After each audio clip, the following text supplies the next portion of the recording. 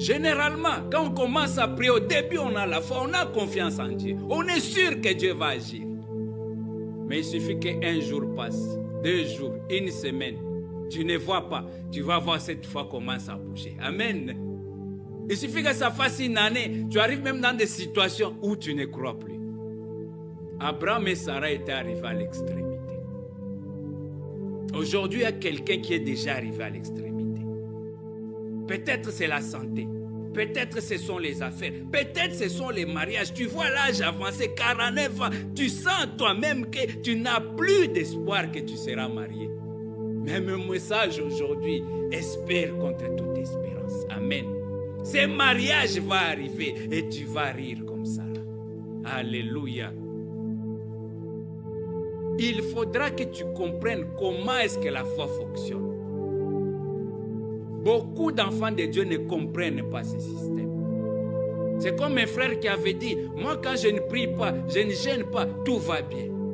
Il suffit seulement de prier et gêner, tout se complique. Amen. Ah, moi je préfère ne pas même prier. Au contraire, il ne comprend pas comment la foi fonctionne. Amen. C'est dans ça que nous allons aller aujourd'hui, dans cet enseignement, les rires de Sarah.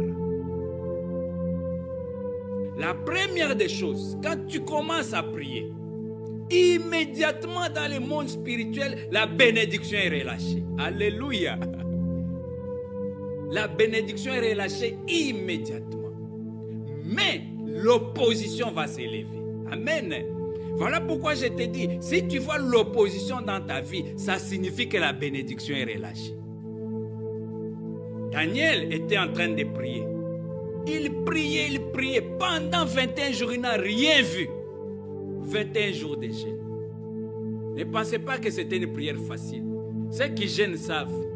Si tu commences premier jour, deuxième jour, troisième jour, tu te sens affaibli. Mais la Bible dit, Daniel n'avait même pas un signe pendant tout ce temps. Amen. Même pas un songe, rien. Des fois, tu vas même te demander est-ce que Dieu m'écoute ou ne m'écoute pas. Amen. Mais ce qui est intéressant, c'est quand l'ange est arrivé. Quand l'ange est arrivé, qu'est-ce qu'il lui a dit? Il dit, ne crains rien. Car le premier jour où tu as eu à cœur de comprendre et de t'humilier devant ton Dieu, tes paroles ont été entendues. Et c'est à cause de tes paroles que je viens, dès le premier jour. Mais écoutez ce que l'ange lui dit encore. Lorsque tu vas lire toujours dans Daniel, chapitre 10,